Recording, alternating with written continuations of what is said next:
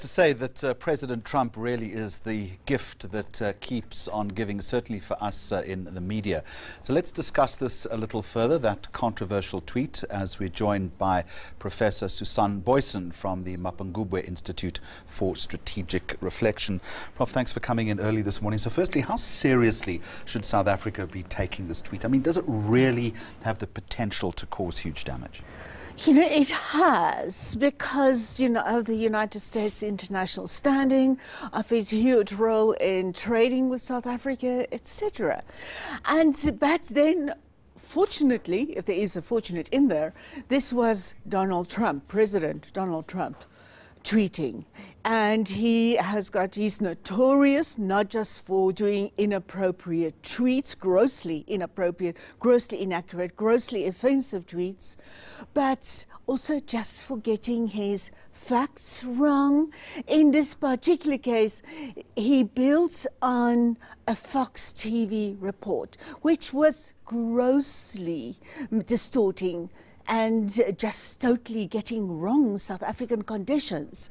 And he built on that without negating that. And he's a president who has tweeted against fake mainstream news. And he stepped right into it. So on that front, there is a person with total lack of credibility. I don't think internationally we have seen a president with that much lack of credibility. And for that reason, I mean, to what extent then should we be discounting this? I mean, the South African government yesterday scathing in its condemnation, but essentially saying it's not going to affect relations between Washington and Pretoria. But some experts are also raising concern about the potential impact for AGOA, for instance, the trade pact. Exactly. And because of AGOA, where, for example, private property is stated, respect for private property as one of the specific conditions for trade partners on that, it is important.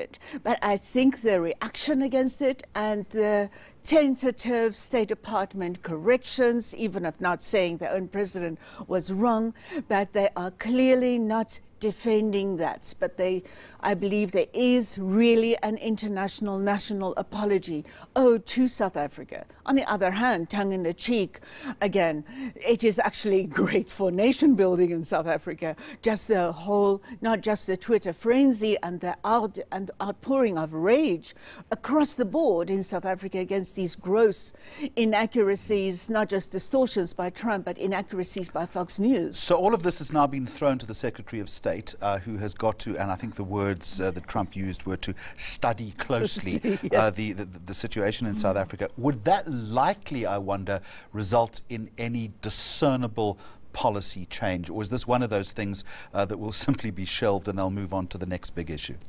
They will probably try to cover up, to come out exactly the type of statements we've already seen now, closely monitor, urge South Africa to do it in peaceful negotiations, peaceful processes.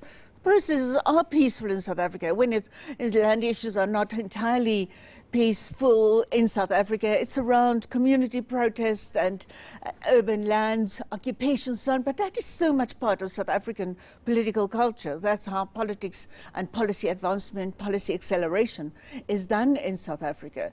So, the kind of advice the United States is now likely to give South Africa to cover up the Trump miscalculations, inappropriate and offensive statement, and Fox News offensive statements, will sort of be gradually pushing it into a corner without, I think, coming out with an apology, but I think there should be an apology. Do you think he has real concern for white farmers in South Africa, or is this simply an issue in which he's playing to his constituency or to his base?